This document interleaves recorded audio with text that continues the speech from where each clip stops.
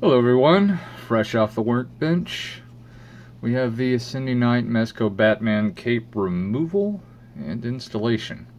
Now I've already removed this cape once, but I have it just kind of placed on here. That way I can kind of show you what you need to do. Now to remove the cape initially, you have to move the cape underneath the cowl, pull it back until it comes all the way under the cowl, and then just pull until it gives free. Now I've already done this once, is why it came off so easy. But what you can see here is the cape just kind of pulls the thread free. It doesn't take a whole lot to get it off. It actually came off disturbingly easy. You can see how this thread over here is pulled away from this thread just because the kind of material. I could even probably show you right now through this. Here, let me go ahead and try. See how easy that just came apart? That's because this material is off. Alright, now here is, in my opinion, the new and improved cape. The difference that this cape has from my Mafex is very slight, actually. The pleating is a little bit further back from the hole, and the actual hole in the neck itself is actually a little bit larger. Now, for the new cape, I have his head and his hands off there. Just make sure you take the hands off. That way you don't put any unnecessary pressure on a peg when you're trying to put this on. That way you don't accidentally knock something off.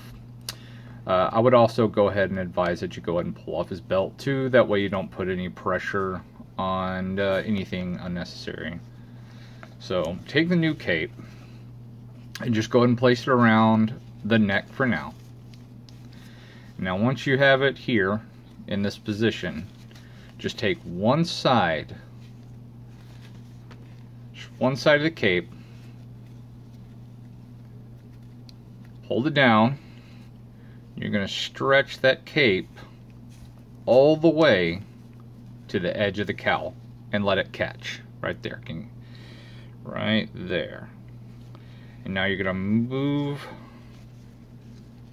around the back, pull it down just all the way around the cowl. Don't worry about the material. It's a 4-way pleather that's designed for cosplay, so it actually has quite a bit of give to it.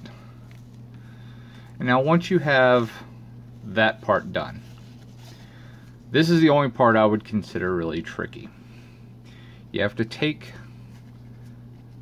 the very, very front, and you're going to have to position it to where it goes under the front of that cowl.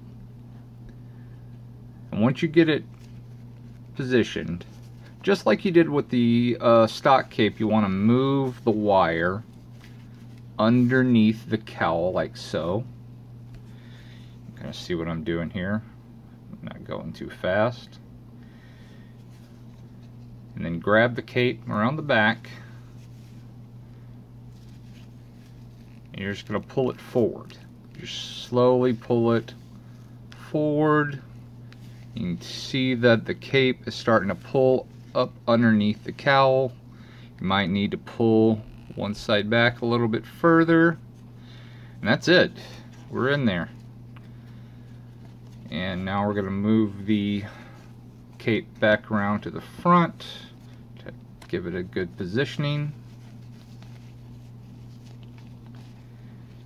In the back, we're all good. Looks nice. Nothing sticking out. And you can go ahead and put on all the rest of your stuff. You're going to do a little cape pose there, maybe even with a head on. Hey.